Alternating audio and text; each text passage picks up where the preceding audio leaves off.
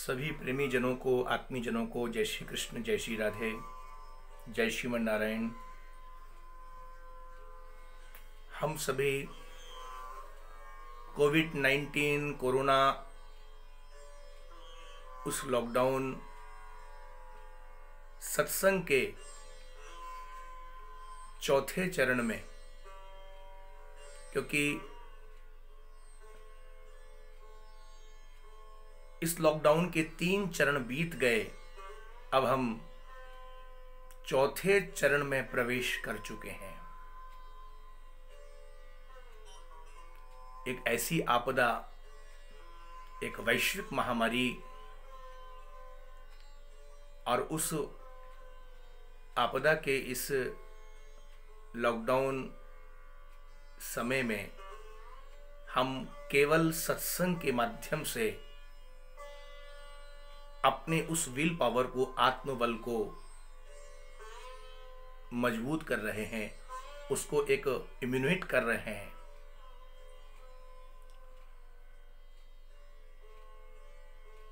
जैसा कि आप सभी देशवासी जानते ही हैं, हमारे भारत के माननीय प्रधानमंत्री श्री नरेंद्र भाई मोदी जी ने इस चौथे चरण में, लॉकडाउन के चौथे चरण में 5 स्तंभ यानी 5 पिलर बताए, और उन 5 जो पिलर स्तंभ हैं उसका एक आधार बताया। 3 बातें, 3 बड़ी सुंदर बात कही उन्होंने, जो हम सभी धर्माचार्य व्यास गद्दी से निरंतर अनवरत रूप से इन 3 विषयों पर बराबर चर्चा करते हैं। वो 3 बातें हमारे प्रधानमंत्री श्रीमान मोदी जी ने पूरे देशवासियों को, राष्ट्रवासियों को, 3 बातें कौन कौन सी? एक है आत्मनिर्भरता, दूसरी है आत्मविश्वास, और तीसरी बात है आत्मबल। पुनः मैं रिपीट कर दूं, आत्मनिर्भरता यानी एक सेल्फ इंडिपेंडेंस, एक आत्मविश्वास माने सेल्फ कॉन्फिडेंस, और एक आत्मबल यानी विल पावर। और सच है, एक मनुष्य को जीने के लिए, मानव को जीने के लिए ये 3 बातें ही तो चाहिए। ये 3 सूत्र जिस मानव के जीवन में खरे उतर जाएंगे, फिर उसको मुड़ के नहीं देखना पड़ता है। फिर वो अपने उस मंजिल पर, जो उसकी लाइफ का मोटिव है, जो उसकी लाइफ का गोल है, जो उसका लक्ष्य है, वो जरूर उसको पा जाएगा। ये विश्वास कीजिए। हम तीनों विषयों को लेंगे, इन 3 सूत्रों को उठाएंगे। पहला सूत्र, पहली बात, इस पर हम थोड़ा वार्ता कर लें। पहली बात है आत्मनिर्भरता, सेल्फ इंडिपेंडेंस। ये आत्मनिर्भरता आज के नई पीढ़ी को, इसको बहुत ठीक से बारीकी से समझना पड़ेगा। जो यूथ है, जो आज की न्यू जनरेशन है, नई पीढ़ी है, यंग ब्लड, वो इस सूत्र को समझे कि हमारी लाइफ का पहला प्रिंसिपल होना चाहिए, पहला सिद्धांत होना चाहिए सेल्फ इंडिपेंडेंस, आत्मनिर्भरता। अब यहां प्रश्न उठता है कि हमारे जीवन में जो आत्मनिर्भरता है, ये कैसे आवे, कहां से मिलेगी? आत्मनिर्भरता के लिए, सेल्फ इंडिपेंडेंस के लिए पहली बात है, आपको स्पष्ट कर दूं, हमारे जीवन में जब तक कर्मठता नहीं होगी, कर्मठता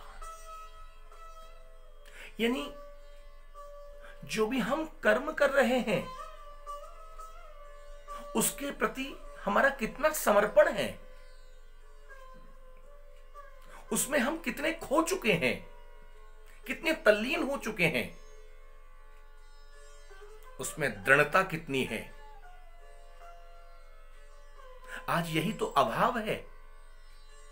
एक नई पीढ़ी के सामने, यूथ के सामने, उसके सामने अभाव क्या है? बोले एक संकल्प का अभाव है। संकल्प का, संकल्प क्या है? संकल्प कहते हैं संकल्प, सम्यक रूपेण कल्पना। हम जो भी इमेजिन करते हैं, जो भी हम एक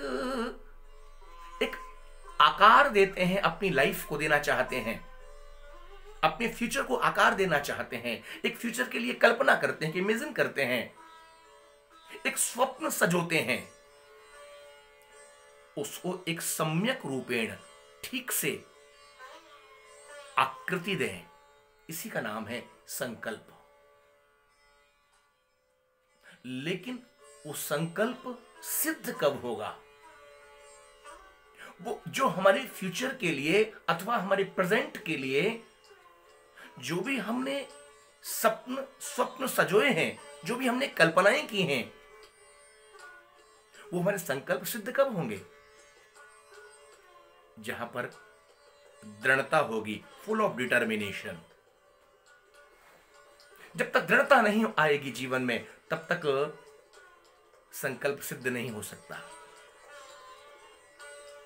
तो आत्मनिर्भरता के लिए, सेल्फ इंडिपेंडेंस के लिए पहली बात है हम कर्मठ बने, हमारे जीवन में कर्मठता आए, हम प्रमादी ना बने। प्रमादी माने आलसी ना बने,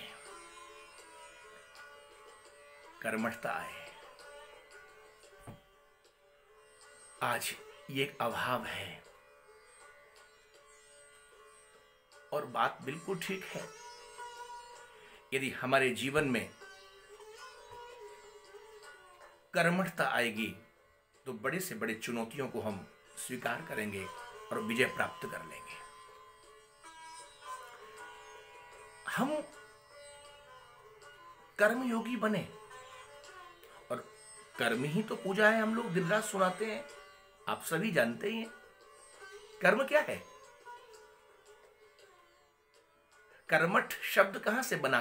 कर्म से कर्मठ शब्द बना। हम लोग कर्मयोगी बने क्योंकि कर्म ही पूजा है, लेकिन उस किए गए कर्म के प्रति पूर्ण समर्पण होना चाहिए, पूर्ण एक अटैचमेंट होना चाहिए, सच्ची निष्ठा होनी चाहिए, एक लगन होना चाहिए। इसलिए श्री कृष्ण ने अपने पिता नंद बाबा को, वहां मुझे याद आता है गोवर्धन पूजा से पूर्व, अब वो कथा आपने सुनी है कि जब सब ब्रजवासी नंद बाबा के साथ मिलकर के प्रतिवर्ष कार्तिक के महीने में गिरिराज का इंद्र का पूजन करते थे, तो श्री कृष्ण ने अपने पिता नंद बाबा को यही वहां उपदेश दिया है और बहुत अच्छी बात कही। श्री कृष्ण क्या कहते हैं? बोले कर्मणा जायते जंतु कर्मणैव विलीयते, सुखम दुखम भयम क्षेमम कर्मणैव विपद्यते। नंद बाबा को कहते हैं, बाबा ये कर्म क्या है? कर्म से ही सुख है, कर्म से ही दुख है, कर्म के कारण ही लाभ है, कर्म के कारण ही हानि है। ये दुनिया में जितना भी व्यवहार जगत है, इसका मूल कारण कर्म ही तो है। कर्मणा जायते जंतु कर्मणैव विलीयते सुखम दुखम। हम केवल और केवल कर्म करें, कर्मठ बनकर के पूर्ण तल्लीनता के साथ, दृढ़ता पूर्वक, दृढ़ संकल्प के साथ केवल कर्म करते चले जाएं। कर्म को पूजा बना लें, स्वयं कर्मयोगी बन जाएं, क्योंकि कर्म करने में हम स्वतंत्र हैं। जी, कर्म करने में हम स्वतंत्र हैं। हां, कर्म के परिणाम में हम स्वतंत्र नहीं हैं। कर्म हम करें, लेकिन उसका परिणाम फल वो हमारे हाथ में नहीं, वो उस परमात्मा के हाथ है। इसलिए मां फलेषु कदाचनो। इसलिए तुलसी बाबा ने भी लिखा, कर्म प्रधान विश्व रचि राखा, जो जस करहि सो तस फल चाखा। ये कर्म ही तो प्रधान है भाई। जैसा करते हैं, जैसा कर्म होता है, तद्रूप उसका हमको परिणाम फल प्राप्त होता है। और मुझे याद आता है महाभारत का वो प्रसंग, बीच में अपनी बात कह दूं। एक बार धृतराष्ट्र महाराज ने श्री कृष्ण को पूछा, कृष्ण एक बात, आप तो अंतर्यामी हैं, मेरा एक प्रश्न है, मैं जन्मांध क्यों? मेरा ऐसा कौन सा कर्म है पूर्व जन्म का जिसके कारण मैं जन्मांध हुआ? आप तो अंतर्यामी हैं, जरा एक बार बताइए ना, मेरे उस पूर्व जन्म के उस असत कर्म को बताइए। भगवान श्री कृष्ण ने नेत्र बंद किए, ध्यानस्थ हुए, 7 जन्मों को देखा। भगवान ने कहा, महाराज मैंने 7 जन्म देखे, आपका ऐसा कोई भी असत कर्म नहीं जिसके कारण आप जन्मांध हो। तो केशव 7 जन्म तक नहीं, जरा और देखो। श्री कृष्ण ने पुनः गंभीर होकर के नेत्र बंद किए, महाराज धृतराष्ट्र के 40 जन्मों को देखा। श्री कृष्ण ने कहा, महाराज मैंने आपके 40 जन्मों को देखा, खूब खोजा, कोई भी आपका असत कर्म नहीं। धृतराष्ट्र महाराज ने कहा, इसका मतलब आपके विधि में, विधान में कोई त्रुटि हो गई, कोई गलती हो गई। जब मेरा कोई असत कर्म नहीं तो उसका परिणाम मैं इस जन्म में जन्मांत क्यों? भगवान श्री कृष्ण ने कहा, महाराज एक बार मुझे और देखना पड़ेगा। और मालूम है, भगवान श्री कृष्ण पुनः ध्यानस्थ हुए, 100 जन्मों को देखा। आंखें खुली, केशव क्या देखा तुमने? बोले, महाराज मैंने आपके 100 जन्मों के कर्मों को भी देख लिया। आपका ऐसा कोई असत कर्म नहीं जिसके परिणाम में आप जन्मांध हुए। अब तो महाराज धृतराष्ट्र, इसका मतलब कृष्ण विधि का विधान मैं गलत साबित करता हूं। जब 100 जन्मों के मेरे कोई ऐसे असत कर्म नहीं है तो मैं जन्म से अंधा क्यों, जन्मांध क्यों? श्री कृष्ण मुस्कुराए, बोले, महाराज एक बार और मौका दीजिए। और गंभीर होकर भगवान श्री कृष्ण पुनः ध्यानस्थ हुए, 108 वर्षों के पूर्व जन्म को देखा। आंखें खुली, जो नेत्र खुले भगवान के, बोले, महाराज मिल गया आपका वह कर्म, मिल गया, मिल गया। मेरा कैसा कर्म? बोले, एक असत कर्म मिल गया। 108 वर्ष पूर्व आप जब छोटे बालक थे तो बच्चों के साथ आप खेल रहे थे, और वहां छोटे छोटे जो पक्षी थे, पक्षियों के जो बच्चे थे, आपका बाल स्वभाव था, और उस बाल स्वभाव के कारण उन पक्षियों के बच्चों की आप बैठे बैठे कौतुकवश आप आंखें फोड़ रहे थे। आपके उस असत कर्म का फल आज इस जन्म में आकर के भोगने को मिल रहा है आपको। आप जन्मांध हुए। समझे कि नहीं? इसका मतलब क्या हुआ? यथा धेनु सहस्रेषु, महाभारत में आया, यथा धेनु सहस्रेषु वत्सो गच्छति मातरः। जैसे हजारों की भीड़ हो गौ माताओं की, हजारों गौओं में, हजारों गायों में एक बछड़ा उस भीड़ में अपनी माता को खोज लेता है, तद्रूप ये जो कर्म है ना, चाहे कितने भी जन्म बीत जाएं, हमारा पीछा नहीं छोड़ते, पीछे पीछे चलते हैं और हमें खोज लेते हैं, और उस कर्म का फल हमको भोगना ही पड़ता है। इसलिए कहा,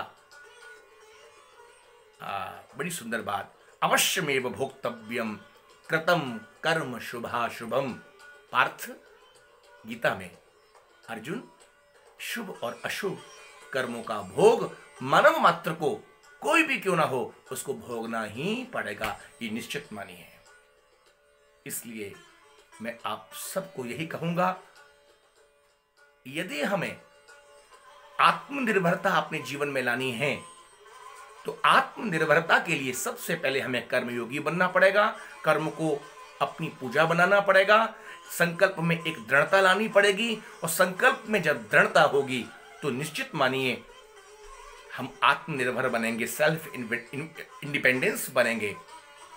जब सेल्फ इंडिपेंडेंट बनेंगे तो उसका परिणाम फल क्या होगा, हमें वो अचीव जो उपलब्धियां जो हम गेन करना चाहते हैं जीवन में सहज प्राप्त होंगी। ये हमारे मोदी जी का जो पहला सूत्र है, आत्मनिर्भर होना, और मुझे विश्वास है सभी भारतवासियों ने ये संकल्प ले लिया तो एक दिन हमारा राष्ट्र स्वयं आत्मनिर्भर बनेगा। परिणाम फिर वह विश्व गुरु के रूप में, इसको कोई रोकने वाला नहीं है। दूसरे चर्चा करेंगे हम आत्मविश्वास और आत्मबल की आगे के उस सत्संग, लॉकडाउन सत्संग में। सभी प्रेमी जनों को आज यहीं पर जय श्री राधे, जय श्री कृष्ण।